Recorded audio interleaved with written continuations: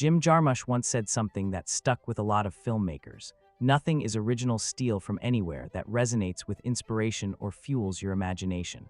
It's bold.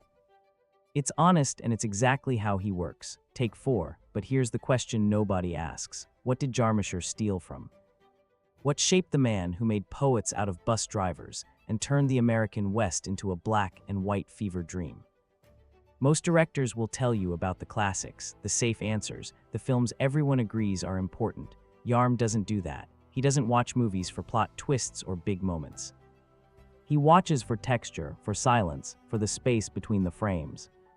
He collects films the way some people collect vinyl records, not as background noise, but as something that changes the air in the room. His favorite films aren't just things he admired from a distance. They're blueprints. They're conversations he's been having his entire career. They rewired how he sees the world, how he builds a scene, how he lets a moment breathe. These 7 films didn't teach him how to make movies. They taught him why. And once you see them, you'll understand where his slow burns, his drifters, and his strange poetry all come from. 7. Sunrise, A Song of Two Humans, 1927. Before there were words, there was watching. Jim Jarmusch understands this better than most, and it all goes back to a silent film from 1927. F.W.M. Now's Sunrise isn't just an old cinema. It's pure cinema, no dialogue, no explanations, just light, shadow, and 2 people trying to find their way back to each other. Jarmusch has said he returns to this film whenever he feels lost. It resets him, it reminds him what movies actually are. Sunrise tells a simple story. A man is tempted to kill his wife. He doesn't. They go to the city. They fall in love again. But M. Now doesn't need words to break your heart. He uses angles. He uses fog rolling across water. He uses the way morning light cuts through a window. Every frame is composed like a painting. Every shadow means something. Jarm watched this and realized that silence isn't empty. Silence is full. What did he take from Moan? The courage to let images speak. The trust that audiences will feel what they need to feel without being told. Jarmusch's films are never loud. They never rush. They breathe. They wait. That patience, that geometry of light and stillness comes directly from Sunrise. M. Now handed him the foundation. Everything else Jarmusch built on top of it is just his own quiet rebellion. One silent film, a lifetime of influence. 6. Killer of Sheep, 1978. Jim Jarmusch saw Killer of Sheep at a small screening in the late 70s. It barely had distribution. Most people didn't know it existed, but it hit him like a freight train. Charles Burnett made this film for almost nothing. No studio, no stars, just a story about a black man working in a slaughterhouse in Watts trying to keep his family together. It's not a protest film. It's not about trauma or struggle in the way Hollywood loves to package it. It's just life, real life, quiet, hard, and somehow still beautiful. What makes Killer of Sheep so powerful is what it doesn't do. It doesn't explain. It doesn't preach. Burnett just watches. A man stacks sheep carcasses. Kids play in empty lots. A couple slow dances in their living room to earth, wind, and fire. The camera stays close, patient, loving. Jarmusch saw this and understood something crucial. You don't need a big message to make art. You just need to see people clearly. Burnett showed him that poetry doesn't only live in museums or moonlit streets. It lives in cracked sidewalks and cluttered kitchens. It lives in the hands of people just trying to survive. Jarmusch took that lesson into every film he made. His outsiders are never tragic.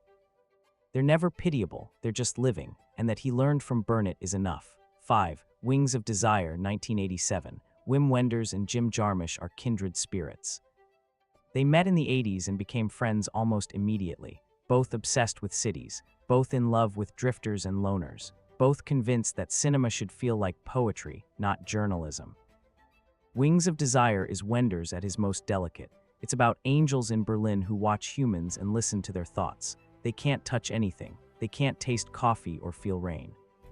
They just observe, and one of them falls in love with a trapeze artist and decides to become human. The film moves like a dream. Black and white shifts to color. The camera floats through libraries and subway stations. There's no rush, no plot pushing you forward, just moments. A child on a rooftop, an old man remembering the war. 2 people find each other in a crowded circus tent. Jarmusch watched this and saw what he'd been trying to do all along. Cinema as a mood, cinema as a feeling you can't quite name. What did he take from Wenders? The idea that cities aren't just locations, they're emotional landscapes. Berlin, Tokyo, Paterson, New Jersey. Jarmusch films them the way Wenders does, with patience, with love, like he's an angel watching humans try to make sense of their small, strange lives. Wings of Desire didn't teach him technique. It confirmed his instincts. Sometimes the best thing a film can do is simply watch. 4. The Searchers, 1956. This one surprises people. Jim Jarmusch, the indie rebel, the king of black and white art films, naming a classic John Ford Western. It seems contradictory, but Jarmusch has never been afraid of contradiction. He's always said, you can love punk rock and love old cowboy movies. You can reject Hollywood and still respect what it built. The Searchers is one of those films that gets under your skin. John Wayne plays a man searching for his kidnapped niece across the Texas desert, but he's not a hero. He's bitter, racist, obsessed. The film is beautiful and ugly at the same time.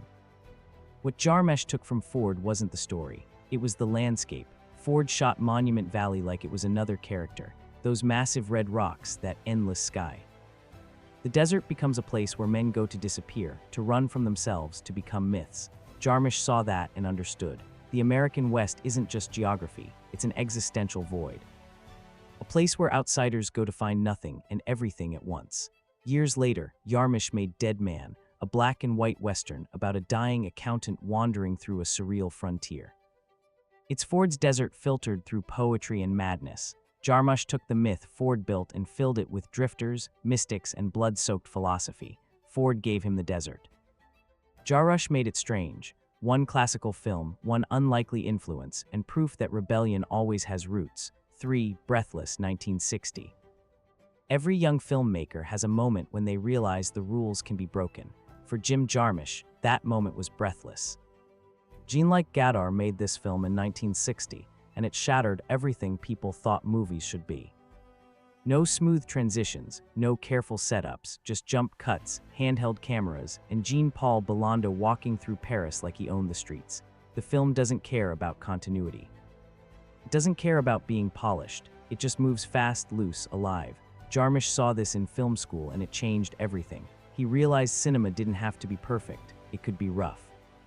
It could feel like jazz, improvised and dangerous. Godard's characters don't follow arcs. They just exist, smoking cigarettes, talking about nothing, running from cops. There's no morals, no lesson, just style, attitude, and rhythm. That's what Jarmusch obsessed over. Not the plot, the way Belmondo moved, the way Godard refused to behave. Breathless taught Jarmusch that you could make a film the way you'd make a poem or a song. Fragments, moments, energy over explanation. Every film he's made since borrows from Godard's Casual Rebellion. The jump cuts in Stranger Than Paradise, the cool detachment, the sense that his characters are too hip to care about where the story is going. Godard handed him permission. Permission to be strange, permission to trust rhythm over rules. One French film, a lifetime of influence and proof that sometimes breaking things is the only way to make something new. 2. The Killing of a Chinese Bookie, 1976. John Sevedes is the patron saint of independent film. He didn't wait for studios. He didn't ask for permission. He just made films his way with his own money, his own rules, and his own raw, uncomfortable honesty. The Killing of a Chinese Bookie is pure caves. It's messy. It's long. It feels like it was made up on the spot. Ben Gazzara plays a strip club owner who gets in debt to the mob and has to kill someone to pay it off. But the film isn't really about the plot. It's about watching a man unravel in real time. Jarmusch saw this film and realized something crucial. You don't need Hollywood. You don't need big budgets or perfect scripts. You just need a camera, actors you trust, and something honest to say. Cavite filmed like he was documenting life, not directing it. His actors improvised, his scenes went long. His editing was rough on purpose. It wasn't polished. It was real, and that realness hit harder than anything coming out of the studio system. What did Jarmusch take from Sevedes? Everything. The entire ethos of Stranger Than Paradise comes from this film. Shoot cheap, shoot honest, let the imperfections stay. Rough edges aren't mistakes, they're style, they're true. Sevedes handed Jarmusch the keys to a car with no brakes and told him to drive. He's been driving ever since. One scrappy, uncompromising film and proof that independence isn't just a budget, it's a state of mind. 1. Tokyo Story, 1953. If there's one film that shaped Jim Jarmusch more than any other, it's this one. When you're making a film, there are a lot of things you cannot control. And yet you're attempting to control all these things and create this fake reality in front of the camera. Yasuhiro Ozu's Tokyo story is quiet. Almost nothing happens. An elderly couple travels from the countryside to visit their grown children in Tokyo. The children are busy. They don't have time. The parents feel like burdens. They go home. The mother dies. That's it. No dramatic speeches, no big confrontations, just life. Slow and sad and unbearably real. Jarmusch saw this film in his 20s and it destroyed him. Not because it was loud or shocking, but because it was so still. Ozu's camera barely moves. It sits low to the ground at eye level like it's kneeling. His characters don't explain their feelings. They just sit, they pour tea, they stare out the windows, and somehow in all that silence, you feel everything. Ozu taught Jarmusch that cinema doesn't need to move to break your heart. It just needs to be watched. What makes Tokyo's story so powerful is what it trusts you to understand. That families drift apart. That time was cruel. Those small disappointments add up to something unbearable. Ozu films the mundane like it's sacred. A train ride, a conversation over breakfast, an empty hallway. Jarmusch took all of that into his own work. Patterson, Broken Flowers, films where nothing dramatic happens but everything matters. You showed him that you could make poetry out of everyday life. That stillness could be more powerful than action. That silence could say more than dialogue ever could. Jarmusch has spent his entire career chasing what Ozu captured in 1953. The beauty of the ordinary, the tragedy of time passing, the grace in just watching people live. One Japanese film, one master of patience, and the foundation for everything Jarmusch would ever make. This isn't just his favorite film, it's his North Star. Jim Jarmusch doesn't name favorites to show off. He names teachers. These 7 films didn't give him answers, they gave him permission. Permission to be slow, to be strange, to trust silence. He stole from all of them, but he stole like an artist, taking only what resonated, what fueled him.